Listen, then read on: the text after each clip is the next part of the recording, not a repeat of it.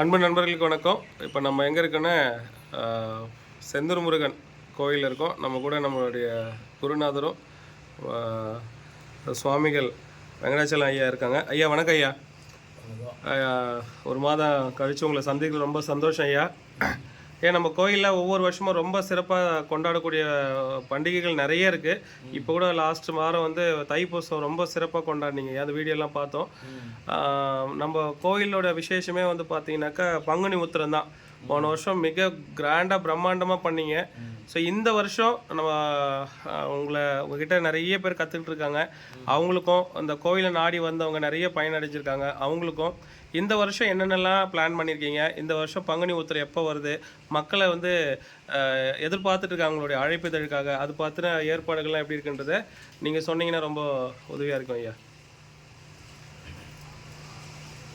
ஆன்மீகத்தில் இருக்கிற அனைத்து நண்பர்களுக்கும் பொதுமக்களுக்கும் என்னோட மனமார்ந்த நன்றி தெரிவித்து, நாம் பங்குனி மாதம் திருவிழா எப்படி செய்ய போகிறோம் அப்படின்னு சொல்லி கேட்குறீங்க.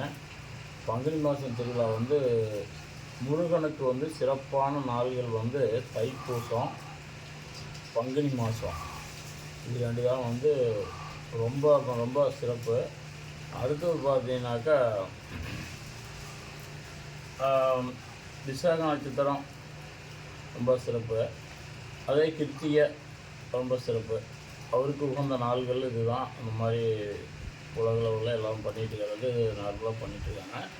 நாம் இப்போ வந்து தைப்பூசம் மட்டும் இவர் இங்கே உட்காந்துன பிறகு எனக்கு உத்தரவு கொடுத்து தை மாதம் அது தைப்பூசத்துக்கு வந்து அவருக்கு நம்ம சிறப்பாக அலங்காரம் அபிஷேகம் இது மாதிரி வர பக்தர்களுக்கு வந்து நம்ம என்னவோ அதை நம்மளால் முடிஞ்சது செஞ்சு நம்ம மிக சிறப்பாக பண்ணி அனுப்பிச்சிட்டோம். அதே மாதிரி இப்போ இந்த வருஷம் பங்குனி மாதம் பார்த்தீங்கன்னா பங்குனி கடைசியாக வருது.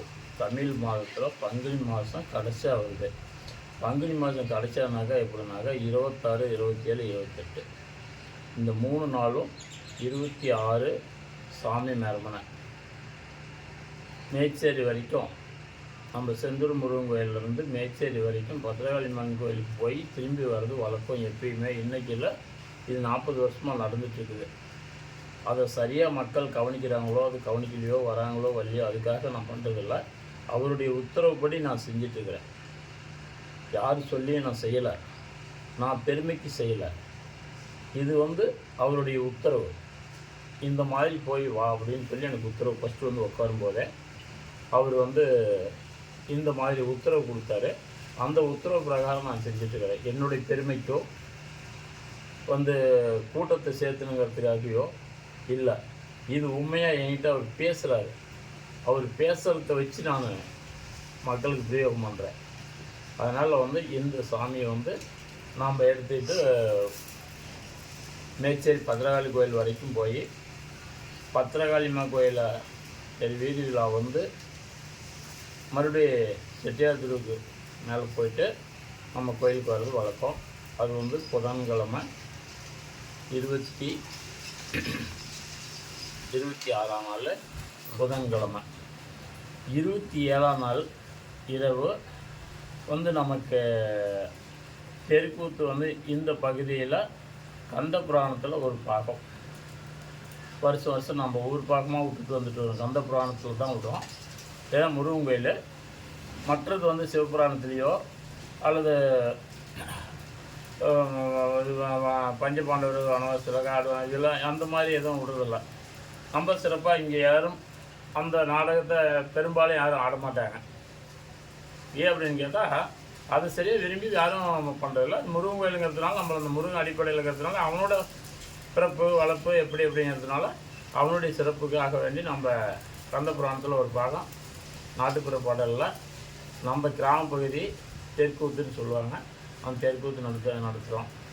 அடுத்த நாள் வெள்ளிக்கிழமை 28 அன்னைக்கு 28, 29ஆம் தேதி நம்ம காலையில் வெள்ளிக்கிழமை காலையில் ஒரு அபிஷேகம், சிறப்பு அபிஷேகம். எவ்வளோ பால் பொதுமக்கள் கொடுத்தாலும் அவ்வளோ பாலையும் மூலிகை சிலைக்கு அபிஷேகம் பண்ணுறோம். மூலிகை சிலைக்கு எவ்வளோ பால் கொடுத்தாலும் அவ்வளோ பாலை நம்ம அபிஷேகம் பண்ணுறோம். 1000 லிட்டர் கொடுத்தாலும் 1008 3 வருஷத்துக்கு முன்னாடி 1008 பால் அபிஷேகம் பண்ணோம். அது எல்லா மக்கள் கொடுத்தது தான். அது மாதிரி இப்பயும் எல்லாம் என்ன தெய்வத்துக்கு என்ன கொடுக்கலாம்னு நினைக்கிறாங்களோ எல்லாரும் உள்ளத்துலேயும் என்ன இருக்குதோ அதை கொடுத்தா நம்ம வாங்கி செய்ய தயாராக இருக்கிறோம். அது அதோடு கூட கணபதி ஹோமம், மகா கணபதி ஹோமம், லட்சுமி கணபதி ஹோமம், 9 நவகிரக ஹோமம், இந்த மாதிரி ஹோமங்கள் எல்லாம் நிறையா செஞ்சு மக்களுடைய கஷ்டத்தை தீர்த்து கொடுக்க நம்ம தயார் இருக்கிறோம். அதனால் அனைத்து பக்தர்களும் வருகன்னு எல்லாத்தையும் நான் மனமாற வருந்தி எல்லாரையும் கேட்குறேன். ரொம்ப நன்றி ஐயா. இந்த விழா சிறப்பாக இருக்க இந்த முருகனோட அருளும் உங்களுடைய ஆசீர்வாதமும் மக்களுக்கு எல்லாருக்கும், அனைத்து மக்களும் இதில் கலந்துக்கணும்னு எல்லாம் இந்த முருகன் சார்பாக கேட்டுக்கிறோம். நன்றி, வணக்கம்.